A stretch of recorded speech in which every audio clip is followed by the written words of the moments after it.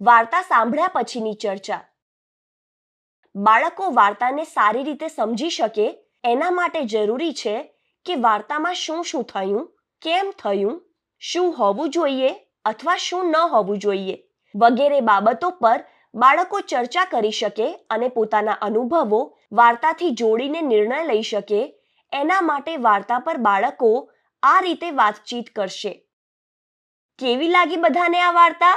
બહુ સરસ. મને પણ સારી લાગી. વાર્તા ફક્ત સારી લાગી કે કંઈ સમજમાં પણ આવ્યું?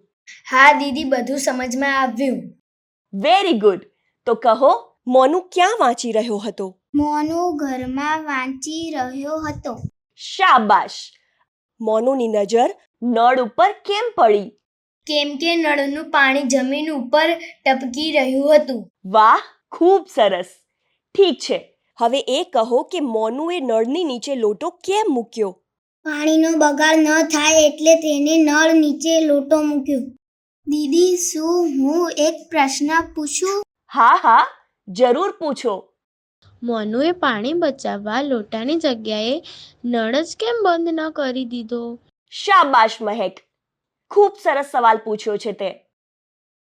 તો કોણ કહેશે આનો જવાબ?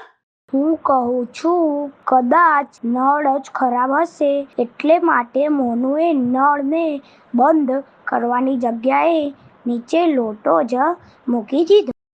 હા, એવું હોઈ શકે છે. શાબાશ. આગળનો પ્રશ્ન દીદી હું પૂછીશ અને મારો પ્રશ્ન છે, પાણીને બચાવવા આપણે શું શું કરવું જોઈએ?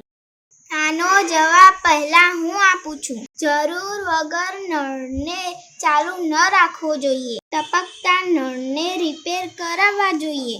વાસણ કે હાથ ધોતી વખતે નળને સતત ચાલુ ન રાખવો જોઈએ. અને હા, નળને ધીમો રાખી કામ કરવું જોઈએ. અને નહાવા માટે ડોલ અને ટબનો ઉપયોગ કરવો જોઈએ. બહુ સરસ. હવે મને પણ સમજમાં આવ્યું કે બધાએ વાર્તાને ખૂબ સરસ રીતે સાંભળી અને સમજ્યા છે. બાળકો સાથે વાર્તા વિશે વાત કરતી વખતે અલગ અલગ પ્રકારના પ્રશ્નો પૂછો. જેમ કે, વાર્તામાં કોણ કોણ હતું? મોનુ શું કરી રહ્યો હતો? આપણે પાણીનો ઉપયોગ કયા કયા કાર્ય માટે કરીએ છીએ? પાણી કોના માટે અને કેમ જરૂરી છે? આપણે પાણીનો બગાડ થતો કેવી રીતે અટકાવી શકીએ?